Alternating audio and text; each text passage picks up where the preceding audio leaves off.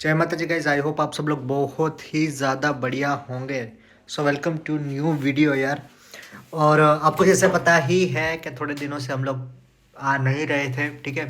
तो संडे को हम लोग डेफिनेटली ऑनलाइन आएंगे, ठीक है। जो भी इस चैनल पे नया है, पहले पहले लाइक कर दीजिए, सब्सक्राइब कर दीजिए, शेयर कर दीजिए अपने सारे दोस्तों को। तो भाई कुछ लेटेस्ट अपडेट्स लेके आया हूँ, एज वेल एज वीज़ा के कुछ अपडेट्स हैं, एज वेल एज VFS के कुछ अपडेट्स हैं कि भाई VFS के स्लॉट्स ओपन हो चुके हैं। ओके, तो VFS के स्लॉट्स ओपन हो चुके हैं, तो भाई जिसको जिसको अपॉइंटमेंट्स बुक करनी है वो कर लीजिए।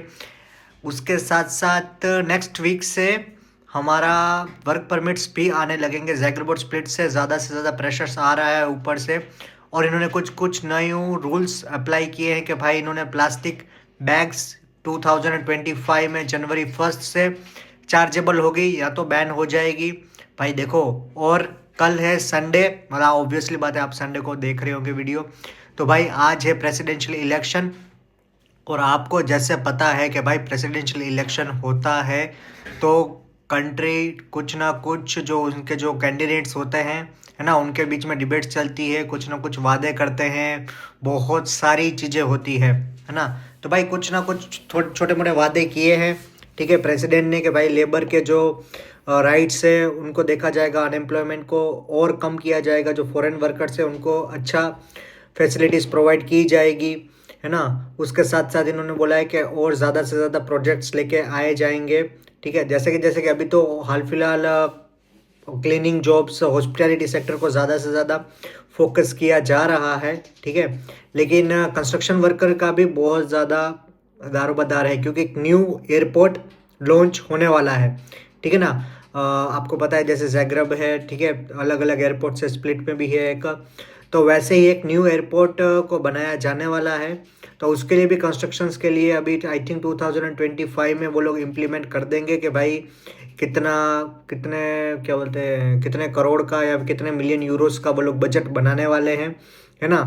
और ऐसा है ना कि देखो भाई दूसरी कंट्रीज से ना भी हाल फिलहाल स्मगलिंग का बहुत ज़्यादा प्रेशर है ना। इसलिए सिक्योरिटी को बहुत ज़्यादा अलर्ट कर दिया गया है, क्योंकि आ रही है 1 जनवरी, ठीक है, 31 दिसंबर जो न्यू ईयर है, जो बहुत ही ज़्यादा यहाँ पे इम्पोर्टेंट होता है। क्रिसमस और न्यू ईयर इनका बहुत बड़ा फेस्टिवल होता है ना। तो क्रिसमस और न्यू ईयर पे अभी भाई जैग्रब में या स्प्लिट में बहुत ही ज़्यादा मैं तो आपको बोलूँ तो पुलिस है ना, पुलिस है, तो भाई चेकिंग भी बहुत अच्छी खासी हो रही है। तो भाई आप उस चीज़ का बहुत ही ज़्यादा ध्यान रखिएगा, जिसके भाई TRC अप्लाई नहीं हुए हैं, जिसके भी बायोमेट्रिक्स नहीं हुए हैं, तो वो भाई बहुत ही ज़्यादा चौकन्ना रहिएगा। क्योंकि जैसे कि आपको पता है कि इलीगल इमिग्रेंट्स का भी बहुत ज़्यादा बढ़ चुके हैं, जो आसपास के जो फिलीपींस कंट्री है, नेपाल की कंट्री है, बांग्लादेशी, पाकिस्तानी, एज वेल दूसरे भी कंट्रीज़ के जो लोग हैं वो भी बहुत ज़्यादा आ चुके हैं इस कंट्री में। इलीगल इमिग्रेंट्स का क्या टारगेट होता है कि इस कंट्री से जो ट्रेन में बैठ के दूसरी कंट्री में जाया जाए, तो वो उनका मेन मोटिव होता है ना, वो उनका मेन मोटिव होता है। तो भाई उस चीज़ का भी आप ज़रूर ध्यान रखिएगा, है ना, कि उनके चक्करों में भाई आप ना फंस जाएं। और वर्क परमिट की अगर मैं आपको बात कर दूं तो भाई अब नेक्स्ट मंथ से, या फिर आप समझिए कि नेक्स्ट मंथ से तो भाई दबा दबी, मतलब कि वर्क परमिट आने स्टार्ट हो जाएंगे, क्योंकि उनको टारगेट दिया गया है कि मार्च या अप्रैल तक सारे बैकलॉग ख़त्म करने हैं, सारे के सारे बैकलॉग उनको सब खत्म करना है, ठीक है। तो जिनके भी परमिट्स अप्लाइड हुए थे, ठीक है, तो आप रेशियो समझिए 160, ठीक है, मतलब 100 लोगों ने अप्लाई किया तो उसमें से 60% के ही वर्क परमिट आएंगे, 4 लोगों को वो लोग डायरेक्ट ही एलिमिनेट कर देंगे, ठीक है। हो सकता है ग्रुप्स में हो, किसी ने अप्लाई किया हो तो उसमें से 10 लोगों ने किया हो तो उसमें से 4 लोगों का आए, ठीक है। ऐसा भी हो सकता है 2 लोगों ने किया उसमें से एक का है, एक का ना आए। रेशियो 50% भी हो सकता है, 60% भी हो सकता है, लेकिन अभी तक जहाँ तक देखा गया है तो सबसे ज़्यादा वर्क परमिट देखे गए ना, सबसे ज़्यादा वर्क परमिट आए हैं भाई डिलीवरी जॉब्स के और कंस्ट्रक्शन वर्कर के। जो पीछे अभी हॉस्पिटैलिटी सेक्टर को ज़्यादा से ज़्यादा प्रेशराइज देकर उनके वर्क परमिट्स अप्लाई हुए थे, तो भाई अभी बोला है कि डिलीवरी बॉयज़ और कंस्ट्रक्शन वर्कर के जितने भी वर्क परमिट्स हैं सबको क्लियर करो, ठीक है। क्योंकि ऊपर से भाई प्रेशर आता है इनको, मैंने आपको बोला था ऊपर से प्रेशर आता है तो नीचे भी भाई इनको काम करना पड़ता है, ठीक है। तो मैं आपको टारगेट दे दे रहा हूँ कि 10 जनवरी तक बहुत ही सारे वर्क परमिट्स आएंगे। जिसने जिसने अप्लाई किया था अगस्त में, सितंबर में, उनके वर्क परमिट्स भी आ जाएंगे। जिसने अप्लाई किया था अक्टूबर में, उनके भी वर्क परमिट्स आ जाएंगे जनवरी एंड तक। देखिए, जनवरी एंड तक बहुत ज़्यादा ज़रूरी है, जनवरी एंड तक आ जाएंगे वर्क परमिट, ठीक है। तो जनवरी एंड तक वर्क परमिट अब अगर आप आपके आ जाते हैं ना, तो आप जनवरी एंड के बाद आप अप्लाई कर सकते हो फरवरी में फर्स्ट वीक में। देखो, सीजनल वीज़ा अभी तक बोला नहीं गया है कि सीजनल वीज़ा बंद हो जाएगा, लेकिन बोला जा रहा है। तो आई थिंक जैसे ही वो इम्प्लीमेंटेशन होगा रूल, ठीक है, तो प्रोसेस को और ज़्यादा फास्ट किया जाएगा। और ज़्यादा फास्ट मतलब अभी इन्होंने वर्क परमिट आपको मैं बोल दूँ तो 30 डेज़, और वीज़ा है 35 डेज़ के अंदर भी आ जा रहा है, ठीक है। तो आप समझिए कि 30 to 35 डेज ज़्यादा से ज़्यादा प्रोसेसिंग टाइम हो सकता है 3 से 5 महीने। 3 से 5 महीने के अंदर अंदर आप इजीली यहाँ पे आ सकते हो। जो सैलरी इंक्रीमेंट का रूल है वो अभी तक इम्प्लीमेंट हुआ नहीं है, लेकिन हॉस्पिटैलिटी सेक्टर में 940 euro plus accommodation plus food plus health, ये सारी चीज़ें दी जा रही है। तो भाई एक बहुत ही बढ़िया बेनिफिट हो सकता है कि भाई ये हो जाए, लेकिन देखा जाए, ठीक है। लेकिन अगर देखा जाए तो 940 यूरो तो अभी बेसिक देंगे ही देंगे।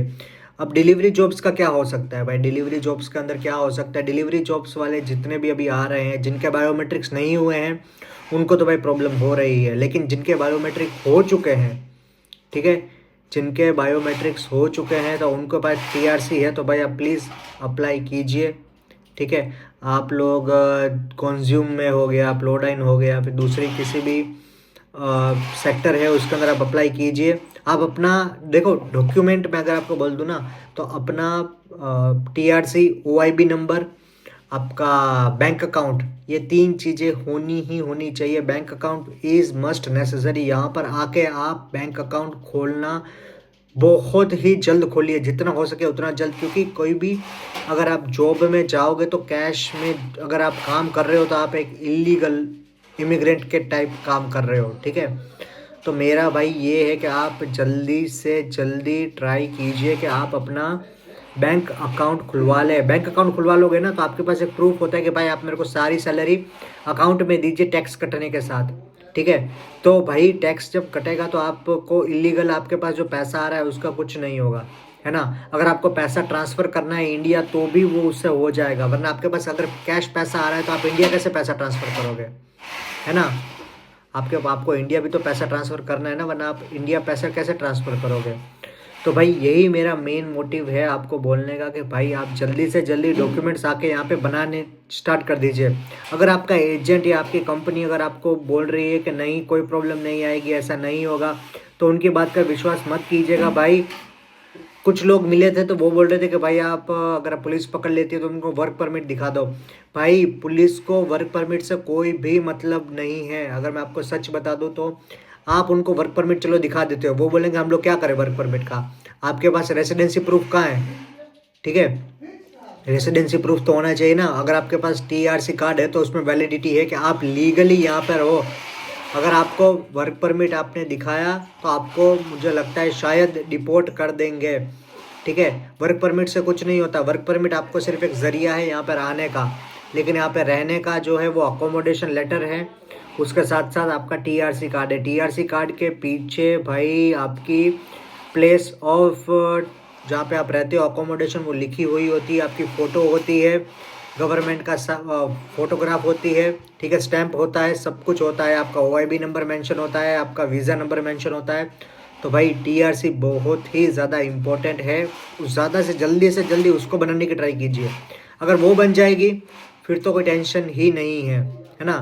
और भाई जिसने भी अभी वर्क परमिट सितंबर अक्टूबर में अप्लाई किया है ना, जनवरी के एंड तक भाई सबका क्लियर हो जाएगा। 110% जनवरी एंड तक सबका क्लियर हो जाएगा। जिसका भी डिलीवरी में आया हो, जिसका भी बोले कि कंस्ट्रक्शन में हो, किसी किसी का अगर एग्रीकल्चर में है तो उनका भी हो जाएगा। अब रिजेक्शन किस किस के आ रहे हैं भाई? देखो रिजेक्शन रेट भी थोड़ा थोड़ा, देखो फेक वर्क परमिट्स वालों के तो आ रहे हैं 110%, लेकिन उसके अलावा रिजेक्शन रेट है 30%, लेकिन 70% गारंटी है कि आ ही रहे हैं, 30% है। लेकिन अब एजेंट्स और उनकी कंपनीज बोल रही है कि भाई आप दिसंबर 10 के बाद करवाइए फ़्लाइट, ठीक है? क्योंकि अभी दिसंबर में ना 7 तारीख तक तो मैंने आपको बोला कि वीकली ऑफ है, ठीक है? मतलब कि मंथली ये जो बंद होती है इनके विंटर हॉलीडेज़ आप समझ सकते हो, तो उसके कारण बंद है ना? तो भाई 7 तारीख तक बंद है, उनको पता है कि 10 तारीख के बाद ही ज़्यादा से ज़्यादा काम खुलेगा, है ना? तो भाई 10 तारीख के बाद आप ज़्यादा से ज़्यादा ट्राई कीजिए कि हो पाए या ना हो पाए। लेकिन मुझे तो लगता है शायद 10 तारीख के बाद ही शायद वो लोग आपको बुलाएँगे। तो आप जल्दी से जल्दी यहाँ पे आइए, काम स्टार्ट कीजिए, अपने डॉक्यूमेंट बनाइए, ठीक है? बाकी कोई भी प्रॉब्लम हो तो डेफ़िनेटली आप कमेंट सेक्शन में बता सकते हो। बाकी फिर यार ध्यान रखिए आप सब लोग अपना, जिसने भी अप्लाई नहीं किया है भाई अपनी टीआरसी प्लीज़ अप्लाई कर दीजिए। आपसे ज़्यादा हमको ज़्यादा फ़िक्र होती है कि आपका इतना ज़्यादा पैसा लगा है, आप यहाँ पर हो, तो भाई ध्यान रखिए, ठीक है? बाकी चलिए मिलते हैं या फिर एक न्यू वीडियो के साथ। बाकी कोई भी प्रॉब्लम हो डेफ़िनेटली मुझे मैसेज कर दीजिए, ठीक है? बाकी चलिए, जय माता जी, good night, take care, bye.